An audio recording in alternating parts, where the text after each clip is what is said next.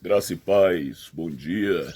Deus abençoe sua vida, sua família, seu ministério, em nome de Jesus.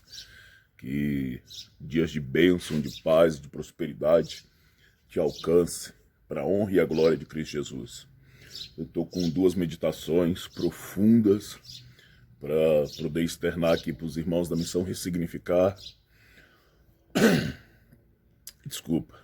E para os irmãos da Assembleia de Deus, vinde a mim. Eu vou tentar fazer uma delas agora, que é uma mais curta, e a outra eu paro com um pouco mais de tempo para poder fazer depois. É 1 de Reis, capítulo 18. Eu quero ler a partir do versículo 41. 1 de Reis 18, a partir do versículo 41, está escrito assim: Então disse Elias a Acabe: Sobe, come e bebe, porque há ruído de uma abundante chuva.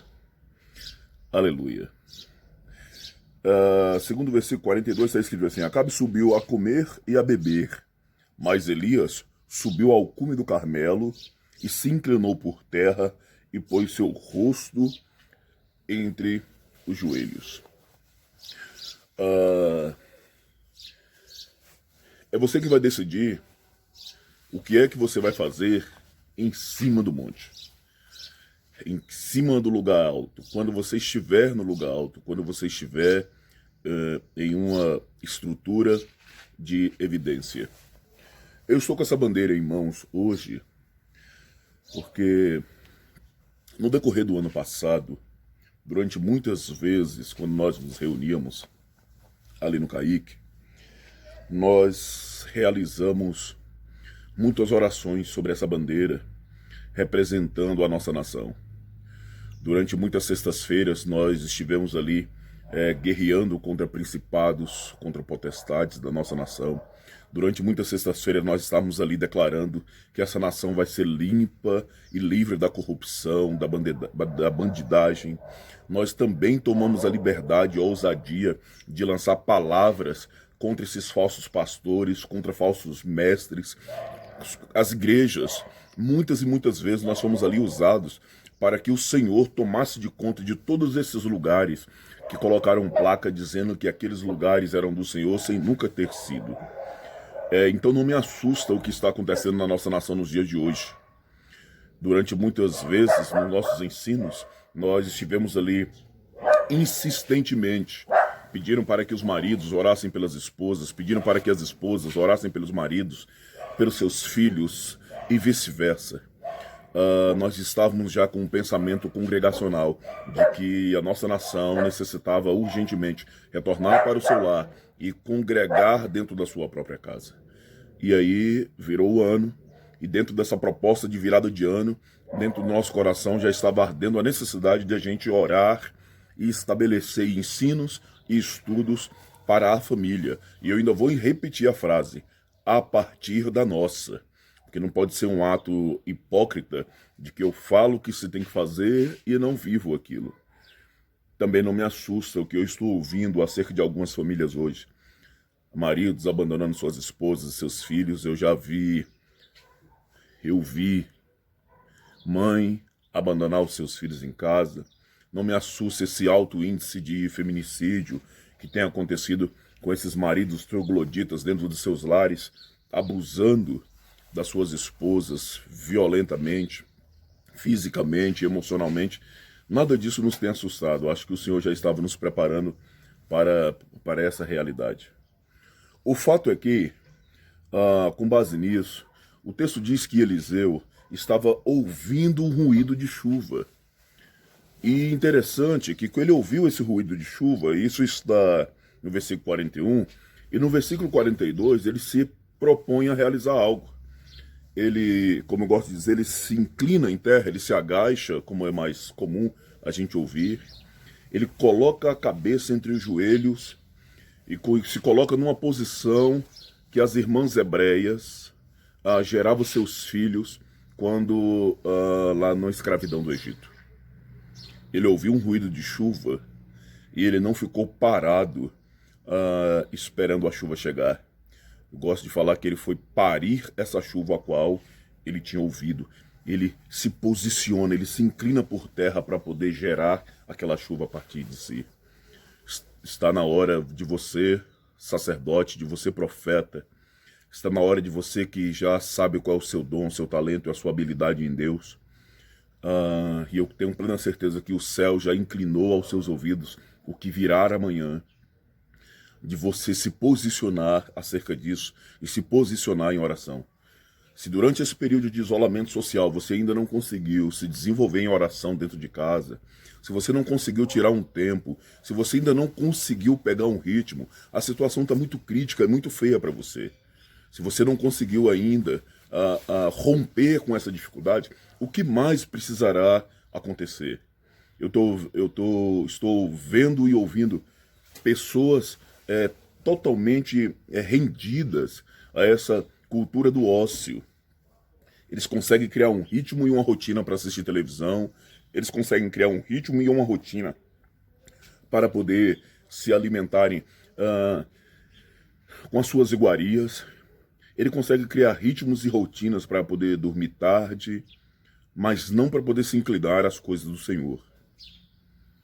É queira a Deus que esteja errado. Dias piores virão.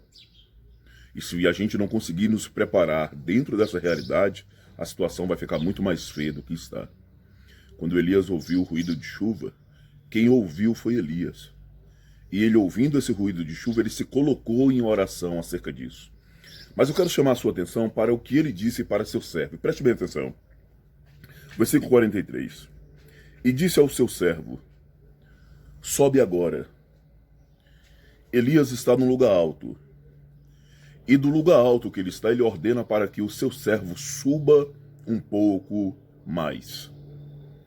Você dá conta? Você ainda insiste nisso? Você consegue caminhar em cima de uma palavra dessa? Se o seu pastor chegar para você, se a pastora Rosevana, os irmãos de Ilhéus, chegar para você e conclamar um pouco mais de oração, será que nós caminhamos?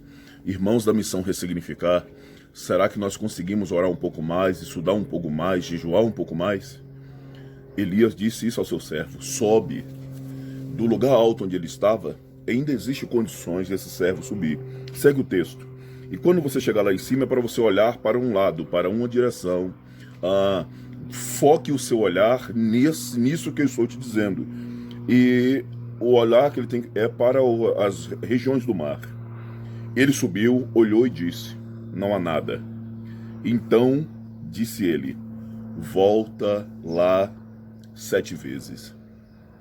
Dentro dessa jornada de discipulado, existe uma questão de vital importância que diz respeito à obediência. Muitas pessoas entendem que a Bíblia é um manual de emoções. É um manual de como você tem que proceder para conquistar as bênçãos de Deus. E eu vou te falar algo que possa até se surpreender, mas a Bíblia é um manual para que você o obedeça. Não é para que você cavar seus tesouros, conquistar suas pregações, formar e formular suas agendas. A Bíblia é um caminho que Deus deixou para você, para que você o obedeça, para que você o temendo conheça e ele revele cada vez mais dos seus princípios, para que revelando mais dos seus princípios você possa entrar em níveis mais profundos de obediência.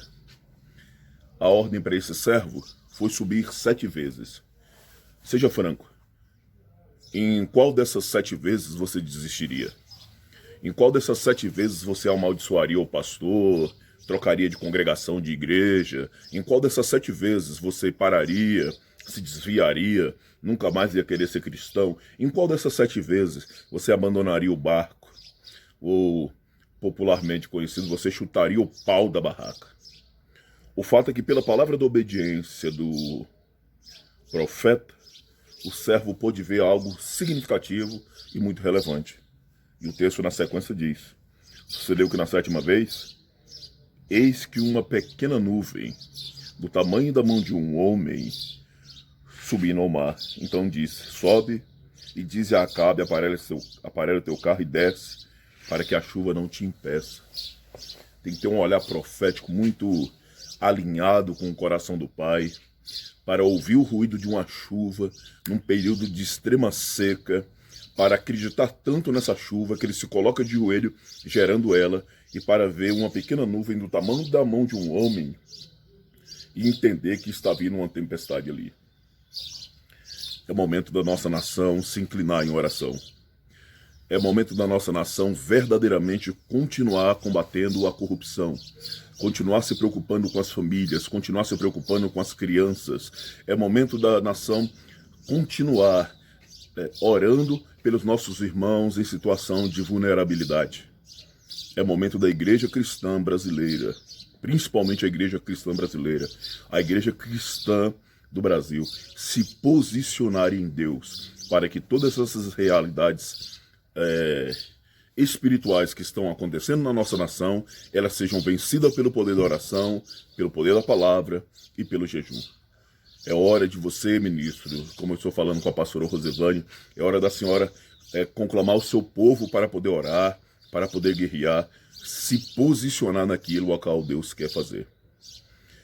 E na sequência, eu não vou fazer isso agora, eu quero gravar sobre essa capacidade que Deus tem de construir e constituir o muito a partir do pouco. E eu quero começar a partir dessa nuvem do tamanho da mão de um homem. Mas isso vai ser num outro momento, talvez eu consiga fazer isso hoje. Você, discípulo, ainda existe uma jornada para você subir. Se o seu pastor tem um ponto e um nível, é mister que você vá um pouco além. Suba. Você, cristão, que me escuta agora, existe uma ordem e uma palavra a seu respeito. Obediência. E é só dentro dessa realidade da obediência que você vai conseguir compreender e enxergar uma pequena nuvem. Você, ministro, você já ouviu o ruído da chuva? Se posicione em oração. A nossa nação ainda passará por coisas que os nossos olhos não viram. Deus abençoe sua vida, Deus abençoe sua família, Deus abençoe seu ministério. E eu quero insistir, quero te pedir isso. Eu estou gravando esses vídeos com muita exclusividade para a Missão Ressignificar e para a Assembleia de Deus, vinde a mim. E eu creio que em algum momento eu vou assaltar todos eles na plataforma do YouTube. Esses vídeos estão ocultos. Só quem tem esse link vai ter o acesso a poder assistir. Preserve ele assim. Deus te abençoe.